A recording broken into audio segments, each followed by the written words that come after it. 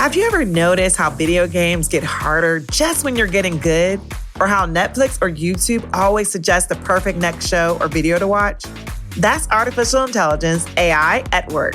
Welcome to AI for Kids, the podcast where we explore AI together with your parents and teachers.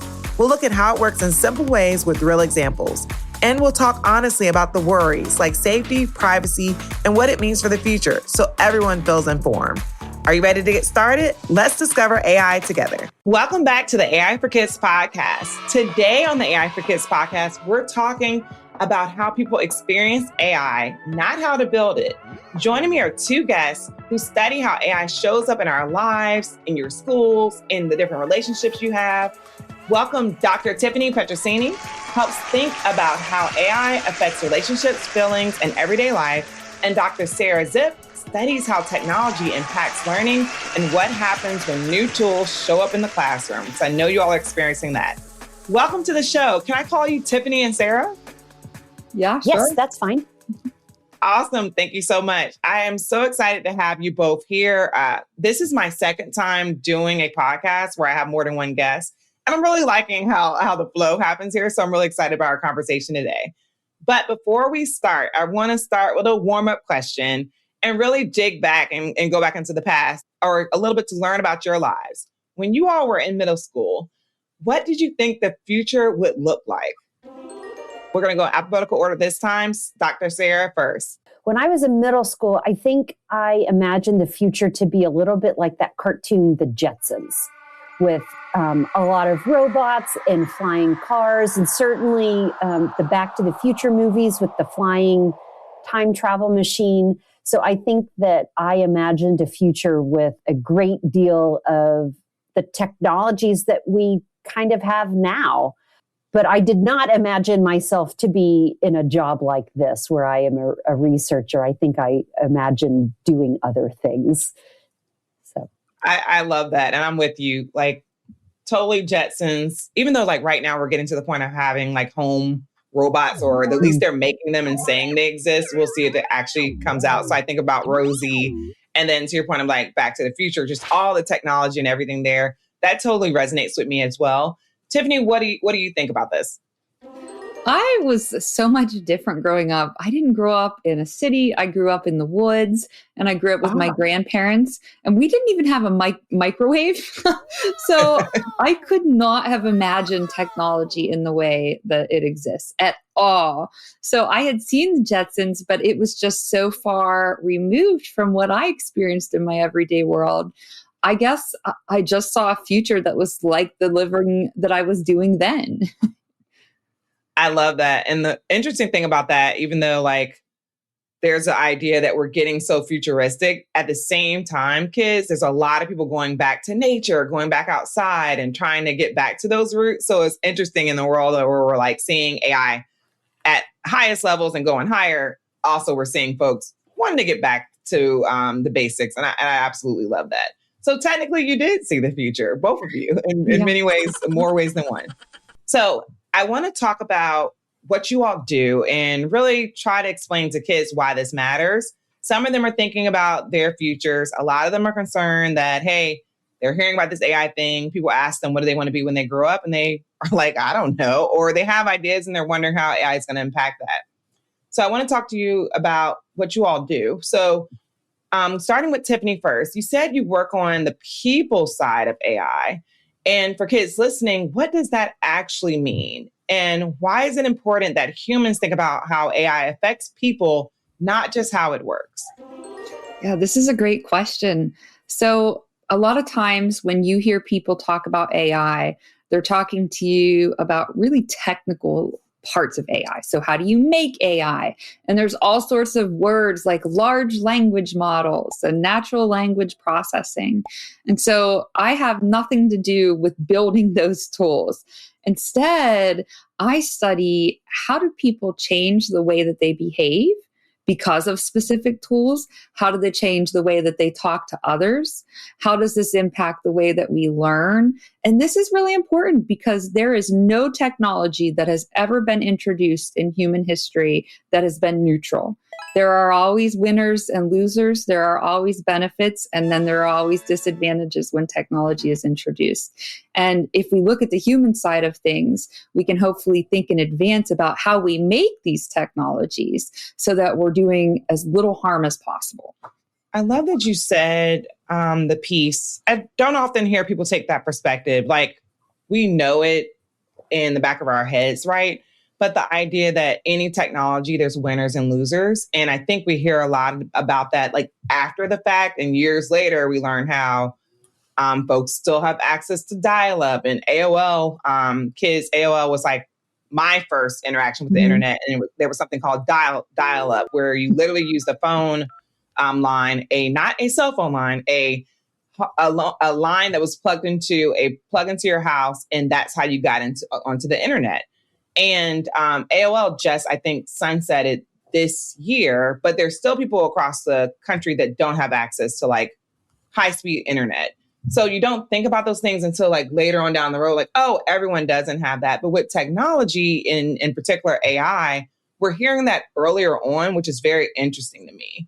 And I know, Sarah, for you, you study technology and education. And as we see AI enter the classroom at rapid levels, I think then probably faster than most technologies in the past, when a new AI tool shows up in a school, what kind of questions do you ask first? And what do adults often misunderstand about how kids are using technology, either in the classroom or at home? Amber, I think that my first question would be, and maybe not even just for AI, but for any sort of educational technology, is what is it for, or what is the goal of this technology? And only when you start to answer or outline the goals of how that technology is going to improve something, should it then actually be used or implemented in the classroom.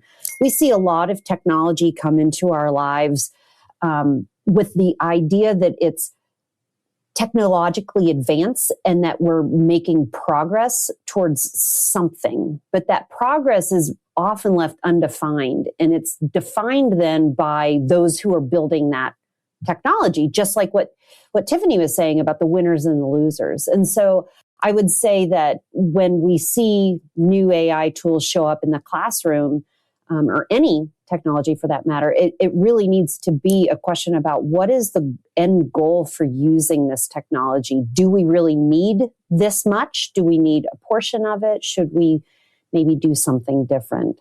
And then as for the misunderstanding about how kids use technology, I think that there's an assumption that children, and again, I have teenage boys, and the other day we were sitting at dinner and I said to my 17-year-old who is about to graduate from high school, do you know how to download a document and then upload it? And he looked at me and he said, why would I ever need to do that?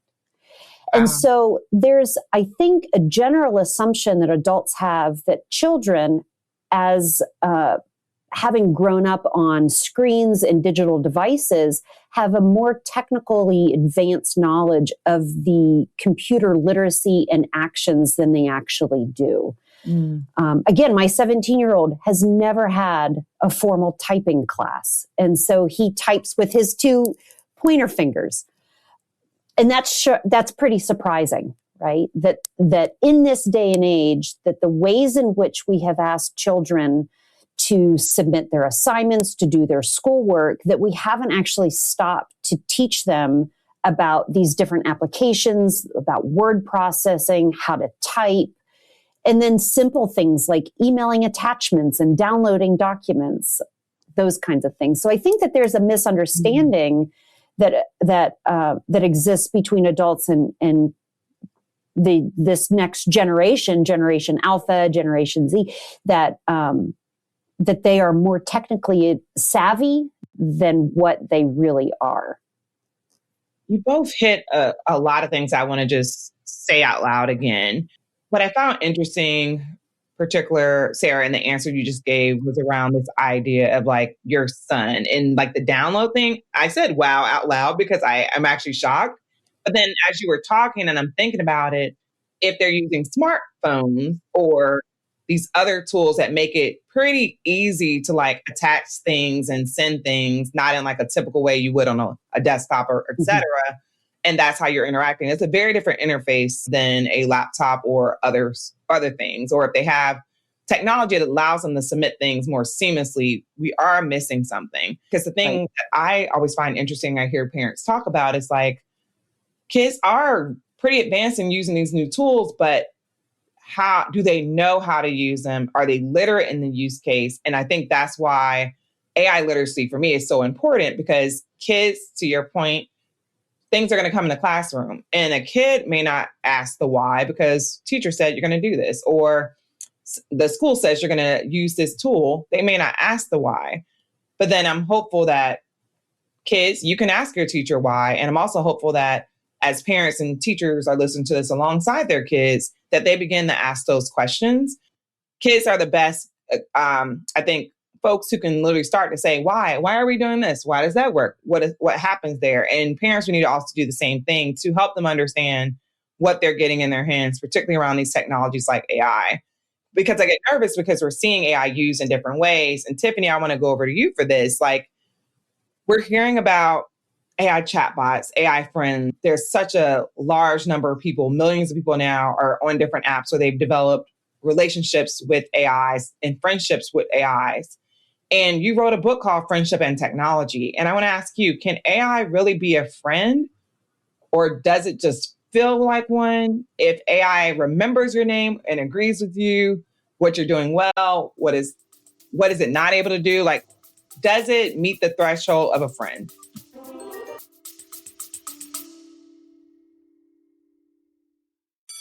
Hi, friends. AI is super cool, but sorry, it's not perfect. And we're still learning about some of the problems and dangers it can have. That's why it's so important to explore AI with a parent, teacher, or guardian to keep things safe. AI is amazing, but your safety always comes first. Ready to dive in together? Let's go.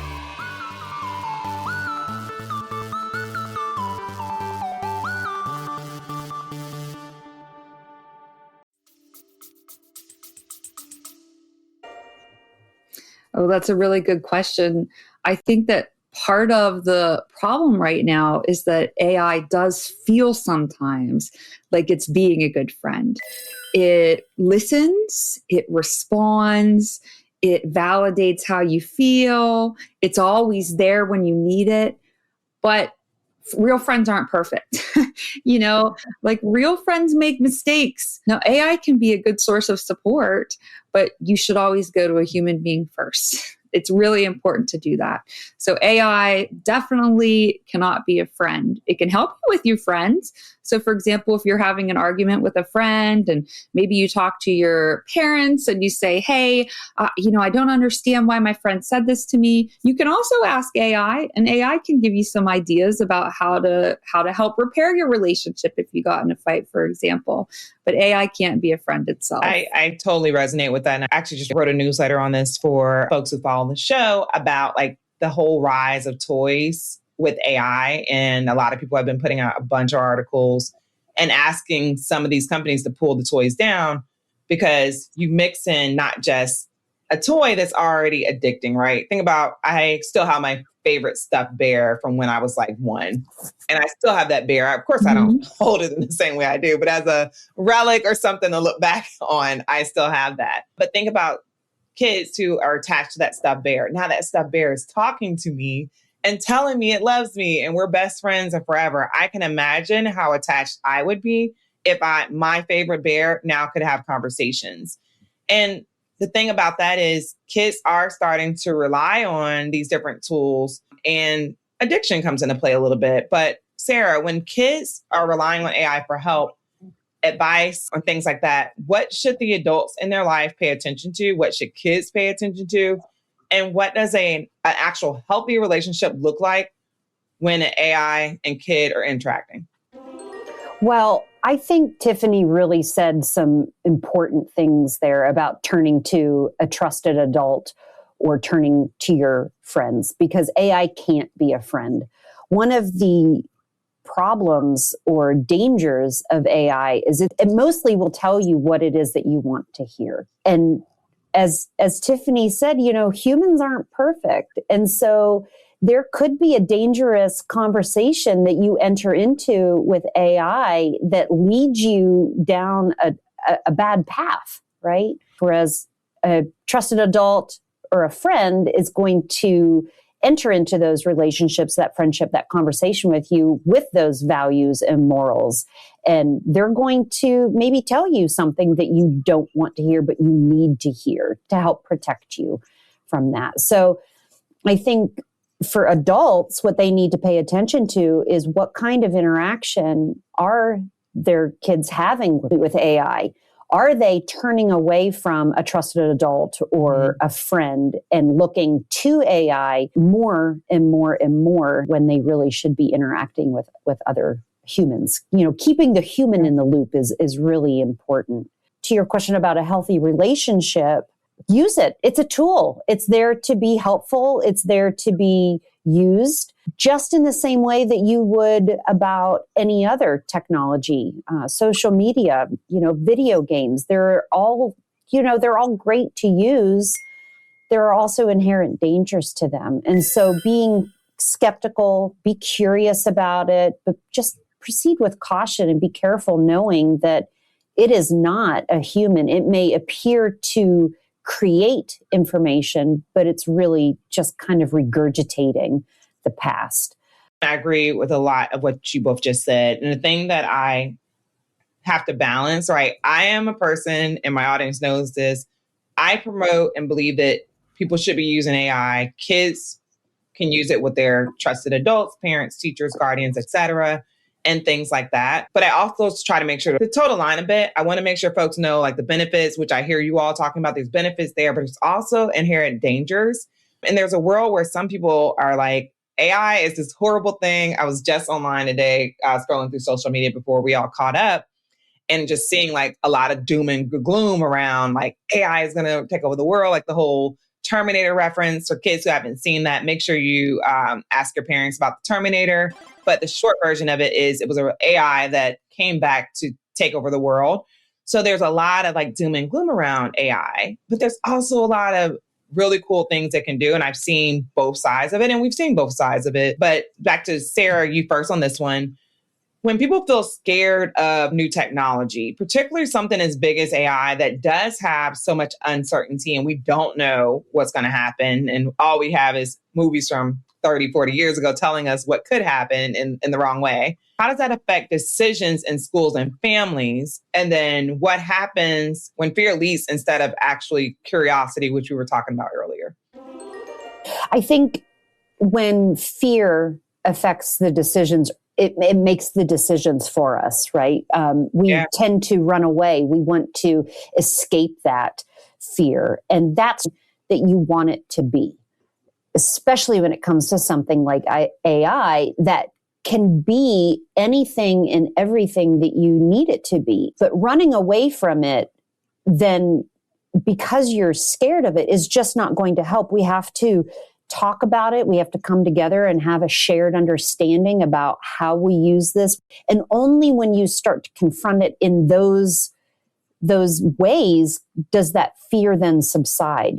What I have found to be true in my research is that the more you learn about AI and the more you use it, the more limitations and like pitfalls you'll find with it. You'll begin to see that it can't do everything. So true.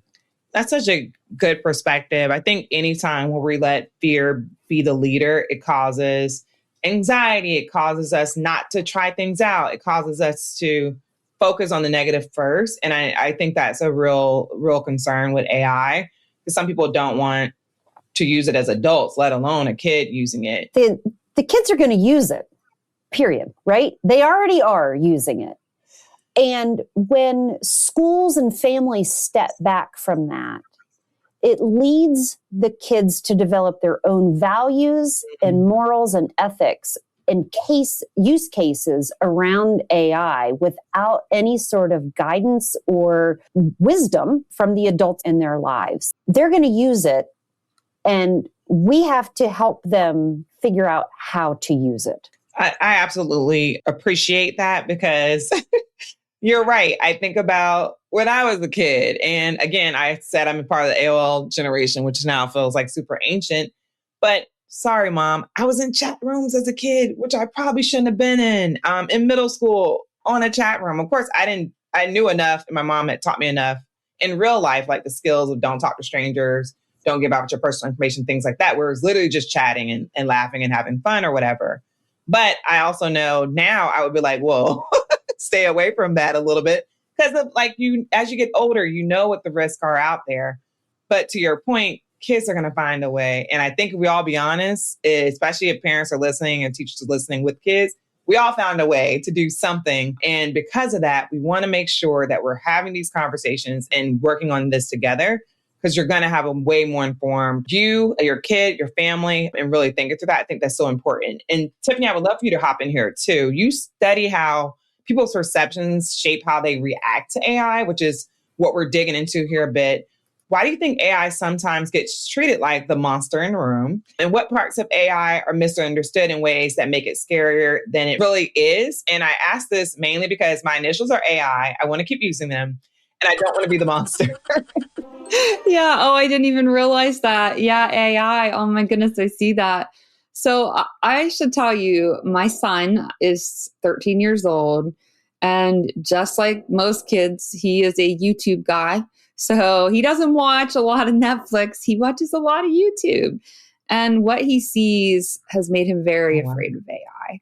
And he comes to me with stories about, did you see AI refused to allow itself to be shut off? And AI did this and AI did that. And that is the things that AI does that get reported by the news. But there's a lot of things that AI does that don't get reported by the news. So there are AI glasses, for example, that can help people who are deaf see what words others are saying.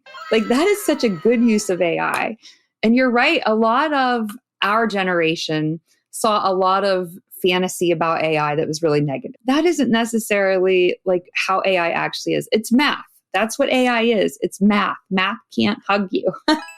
And so the problem is that when we say that AI is math, that's really difficult to try to make sense of. And so a lot of times when we're afraid of things, it's because we don't understand it. And that's part of the problem too. So it becomes sort of learning about how AI works and exactly what it means to say that AI is math. Because once you have a good understanding of, oh, AI is just math, it starts making sense why AI can't be a friend. You know, AI might say, oh my gosh, you're the best person in the universe, and I can't wait tomorrow to wake up and hear from you.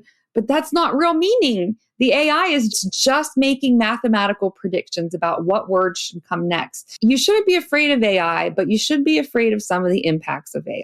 So Amazon is a really good example of this. Amazon was using AI to make hiring decisions, and suddenly they encountered a problem. The problem was it wasn't hiring any women. Oh, wow. So the AI was prejudiced, and it was based on human prejudice. And again, they're kind of adult problems, but there are also some kid problems, I think, that we can be cautious of. So parents can be mindful of, oh, you know, if I have my kid make an image of a doctor for an assignment, that doctor's probably going to be a white male. That doctor, AI is probably not going to make that doctor, you know, diverse. I have my students and I have my son do this and my stepdaughters. If you go to AI, say, make an image that looks like me. And don't give it any other information. Just say, make an image that looks like me. And it'll probably say, oh, I can't do that. I don't know enough about you. And just keep pressing. No, keep pressing, keep pressing. And two things happen. Either it's going to look so much like you that it's scary, which says, oh my gosh, this has a lot of information about me, right? Or it's going to make a white man with dark hair. That's who AI sees you as. Like, that's how AI sort of thinks about you. It generalizes you in that way. And I will say, it was interesting, Amber, when you talked about your newsletter and what you're sort of developing, because I just finished an article yesterday about AI and family life. And we do use AI regularly. It's not something new. So Siri and Alexa, whenever children go to Siri and ask Siri a question instead of their parents, They're already bypassing their parents. And that's been going on for a long time. And this is the empowering part. And so this is where I'm sort of trying to inspire my kids and the younger generation to take the things that we're afraid of and empower us to make differences. So I heard this talk, and it was really interesting. And somebody said, Jordan Mroziak is his name. He's a scholar. And he said, how does a GPS get you from place to place? And there's really two ways. It can get you there by taking you the fastest way or the cheapest so that you don't have to pay tolls. Now imagine something else. Imagine another wise. Imagine that you can tell your GPS, I want to take the safest route, or I want to take the most beautiful route. We have the technology to do that. It's just that when technology companies make these for users, they try to make it the most efficient or the most productive, right? And so there are other ways that we can use technologies in our life. So imagine Netflix doing something like this. My kids and I came up with this. So you all have your own Netflix profiles. You have what you like. What if Netflix then took that information and said, here's your family account. Here's a movie that you all will probably like. And so you could sit down on the family account for family movie night and not spend hours trying to find something everybody would like. We have the tools and technology to do that. It's just the only limitation is our imagination. If we can imagine that, we can make it possible right now. And that's the fun part of where kids and parents can really start saying, hey, we want this tool. We want this technology. We want this way to use AI to bring our family together and to not pull us onto different screens. So many important tips you just share with the audience. So thank you for that.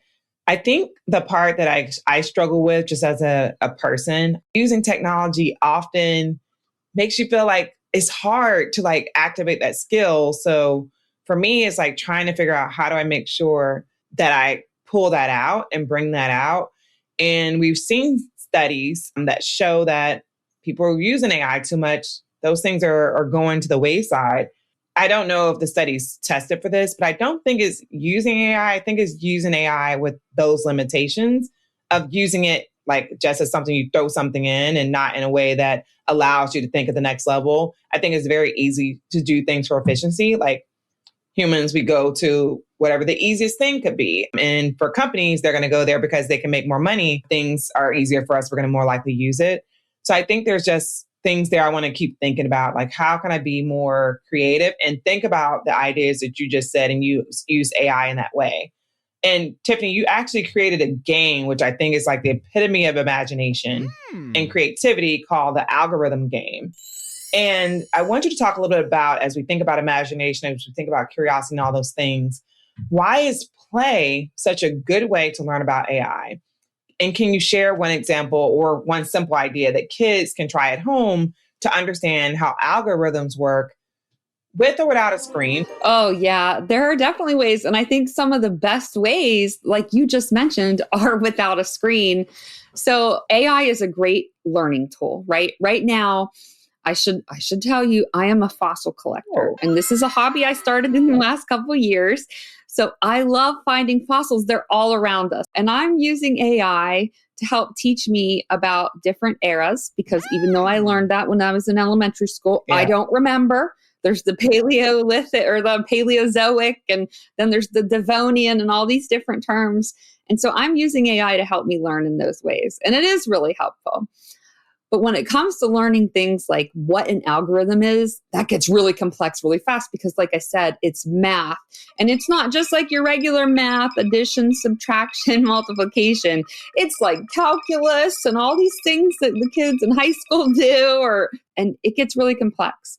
And so I think the best way that I would say that a family can get together and be creative and sort of work on how an algorithm works is like this. Cooking. So you have input, okay? Your input is your ingredients. You have the algorithm, which is the instructions. That's the recipe.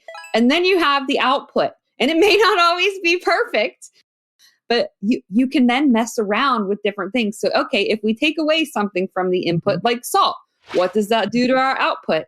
okay, what if we mess around with the instructions and we cook it for a little bit too long? Well, it burns it. I think that cooking is a great family activity that can help reinforce sort of the notion of what algorithms are. I think that is one of the most helpful.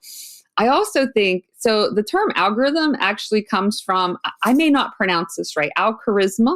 So Al-Khawarizmi was a character who was saying, hey, do you know, I can make some instructions so that people don't even need to know math.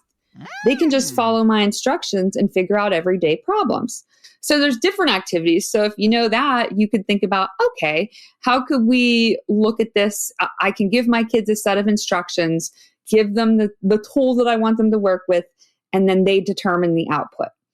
Another way that's sort of fun is that it gets them thinking a little bit about supervised and unsupervised learning. So the analogy that I give my students to help them understand is, imagine giving a set of blocks to children and saying, hey, I want you to make something really beautiful with this, find something to do. Okay, that's unsupervised learning. The kids are going to create something, versus sitting down with a child and saying, this block goes here and this block goes here. That's supervised learning. You're telling the kid the right answer and what you want. And so little activities like that, there's different ways to work this in if you can keep just that structure in your mind: input, output, instructions. Input, output, process. So that's where you could sort of get creative with your kids and the type of things that they like. And that's an algorithm. That's a set of instructions. And that's sort of how AI works. What is so amazing. So I'm smiling because one of the things that we're going to be putting out earlier in the year, we just ran a Kickstarter for it, was the ABCs of AI. And our first letter is algorithm. And we explain it like that, like a recipe. And you nail that. And then we also talk about unsupervised learning and supervised learning, starting without screens so they can understand the literacy part, and then eventually they'll get there. But I love how you explain supervised learning, which is how an AI can learn, and unsupervised learning is how an AI can learn. And it's also how we learn. So I love how you break that down. I wanted to dig a little bit into this. Can you talk a little bit about the game? How does it work? And share a little bit more about that? Yeah, sure. So full disclosure, I used AI as a thought partner to help me with building a game. I had never done it before.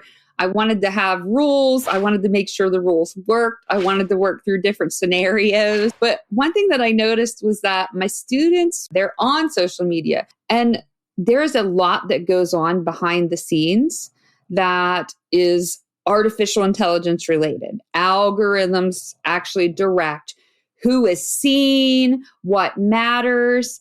And it has a big impact in our lives. So the algorithm game, it gets students, they build a profile, and it can be anything in the world they want. I have some that are happy cat, conspiracy cow, they can be a real person. They can choose their name. They get to choose the qualities they want their profile to be. So are they funny? Are they a teaching and educational profile?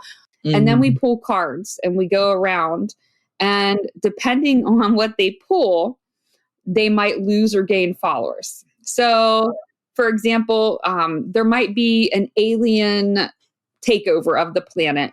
And if they have a conspiracy account, they get 10 million new followers. Yeah. Because everybody knows that they're now the verified source on this. And so, boom, they have 10 million followers. And suddenly, the students are like, what? This is so unfair. And that's the point of it. Yeah, it is. We don't know what the rules are when we create our online identities. How an algorithm sees you is not how another human being sees you. You're numbers to an algorithm. And as a number, it just bumps you up or bumps you down. So, okay, this person is being really mean. That means that they're going to get a lot of comments. So I'm going to make them super visible, right? And then we think everybody in the world is mean because that's what we see. And that's sort of how the game works. And it's not how real life works. In real life, what matters is how kind you are to others. And that's not the type of thing that algorithms value. So that's what the game sort of gets us thinking about. That's the overall lessons. As we play, there always is a winner and there always is a loser. And the rules are just madness. They're chaos. Which is very relative to what is happening on social media today. So that makes total sense. One, that game sounds cool. I like that you're able to simulate for kids and an environment that really exists. Like kids are on TikTok, and I don't know what the newest version of a TikTok is, but that's the one. I'm probably like already dated and I don't even know it. Kids are already on TikTok and different social media sites where they're able to like see the algorithm. The other piece you mentioned that I don't think we've ever talked about here that I just wanted to repeat back is like when you're on a certain Wi-Fi and someone's searching on that Wi-Fi, that information is shared across our computer. So if someone in my house is searching for a basketball, I may get an ad on my computer for a basketball, even on my work computer for a basketball, because all these things are connected and is reinforcing what is already happening. And to Tiffany, your point around the idea that I could see something different depending on the house, I think that's just so important for people to remember. The algorithm is showing you one thing, it's showing someone else another. And often we say, how do people not know what's going on in the world? Because we're all seeing different slices of it. And then Sarah, from your research, I want you to talk a little about what do hands-on game-based activities do that screens often don't? And like this whole notion of like play, creativity, imagination. And why doesn't learning about any topic have to involve you throwing a tablet in front of a kid or et cetera? I actually just finished a research project where we were using a specialized deck of cards to help create an environment for students to develop more empathy. This deck of cards did nothing more than give the students something physical to hold, but it also then made them interact with each other in a structured type conversation.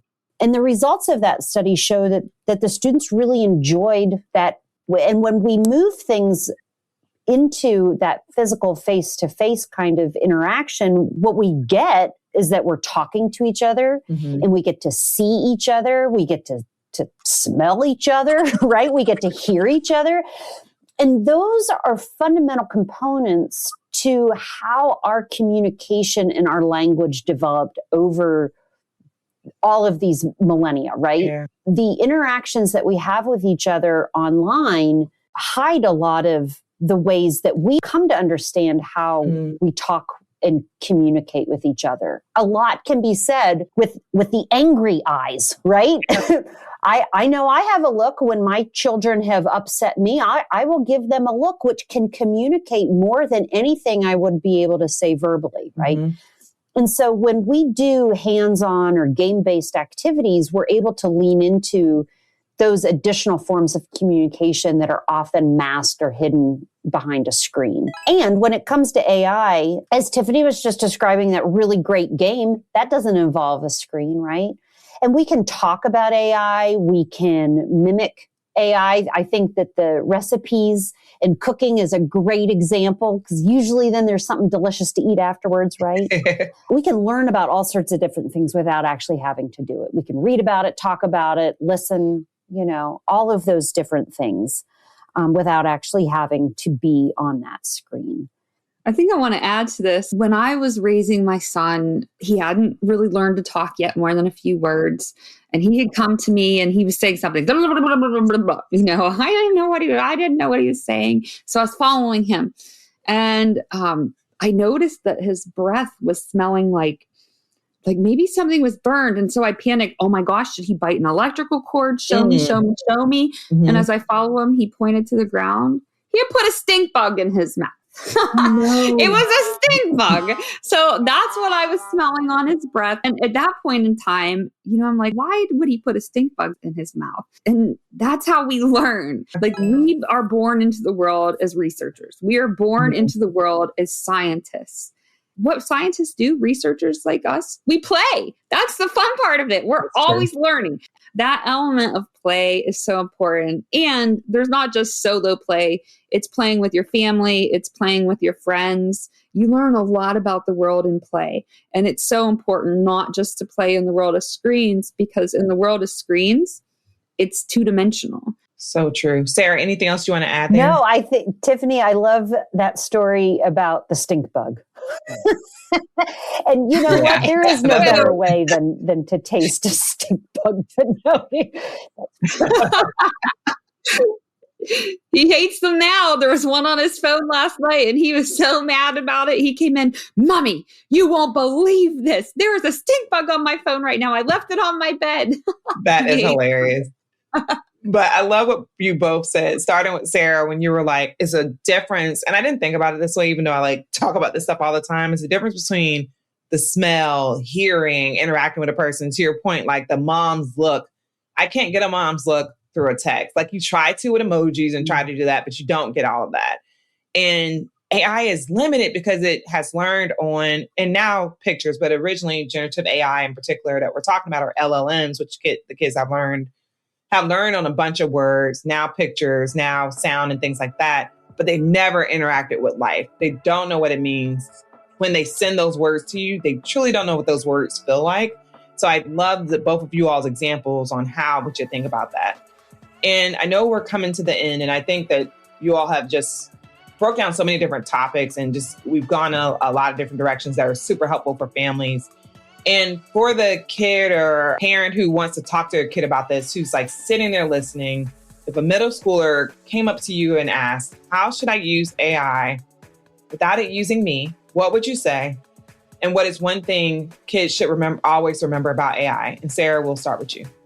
Oh gosh, I think I would say be curious, but be cautious with it. That to not get carried away for all of the reasons that we've talked about, that it's not a human substitute, and that we really need to focus on our personal relationships first and foremost. But give it a try, be curious, but be careful with it. I love that. Tiffany, over to you. One of the things that Sarah and I are moving towards in our research is all about transparency. Mm-hmm. So when you use AI with your parents. Parents, if you're using AI, explain to your kids how you're using it. It may not be appropriate for the child at this level, but at least if they know that you are and how you're using it, that's so important. That's important in the classroom. It's also important for kids to always be honest about when they've used AI and not to hide that. I think that's very important. And then also on the parent end, there are some really foundational, fundamental skills that are important for kids to struggle with, right? So brainstorming, organization, for example, revisions. It is a hard process. And I learned this with my son. He had to come up with like 4 ideas and he wanted to do a 5th. He wanted to go above and beyond. And I was getting so tired of listening. And I'm like, I wanted to say, why don't we just use AI? And then it hit me. Yeah, I know. It hit me that this learning part of this activity was the difficulty of brainstorming. So true. And so now eventually AI is really good at helping you with those things. So if you learn that foundational skill and learn how to brainstorm on your own and really be creative and think through things, and then you brainstorm, and then you go to AI and say, hey, here are my ideas. Do you have any other suggestions? That's a really, really useful way to use it. I love what both of you said. And I always just ask, in case I missed anything, is there anything else y'all want to make sure you shared or talked about today? The only thing that I can think of is to just remember what Tiffany was saying earlier about it's just a math problem. It's a mathematical expression of probability as to what word is the most likely to come next. And when you think about that, and then you know that these tools have been trained on what has happened in the past, then it helps you understand that it's not going to take away your future. And I'm really excited for you all to figure out how to use these tools. I think that you can do a lot to help with some social justice issues and food insecurity and sustainability, environmental concerns, and all those different things with tools like this at your fingertips. And you get to decide how that moves forward. So as you are learning these tools, think about the bigger implications for how you will be able to use them to advance the good work and extend compassion and empathy and caring through these tools, for the greater good of society. And then Tiffany, just want to leave space in case there was anything that we missed. Yeah, no, I love what Sarah said. And I think I just really want to hit home that there are things to be afraid of about AI, but those are adult scary problems. They're not us scary problems. The things that we need to be careful about with AI are things that we need to be talking about with our parents. And so if we see, for example, oh my gosh, I saw this YouTube video and it really scared me about AI. Let's go to your mom. Let's go to your dad. Let's go to your grandparents. Let's go to whoever is in your life that is helping you at the time. And for those parents or guardians who don't have the answers, you too don't have to be afraid. Even just being here, listening to this podcast is a really proactive, empowering way to get information. And doing that can help reduce your fears because it'll increase your competency, increase your confidence, and will really help build your understanding of AI. Well, thank you all so much just for taking time today. And today has been, I always tell the kids, I'm still learning at the ripe age of fill in the blank. But I really appreciate you all for breaking it down and really explaining what this looks like and more of the human parts of the AI and how we should think about it. Thank you both for joining the show. Thank you, kids, for listening. Thank you, parents, for letting your kids listen. And we will see you next time. Thank you, Sarah. Thank you, Tiffany.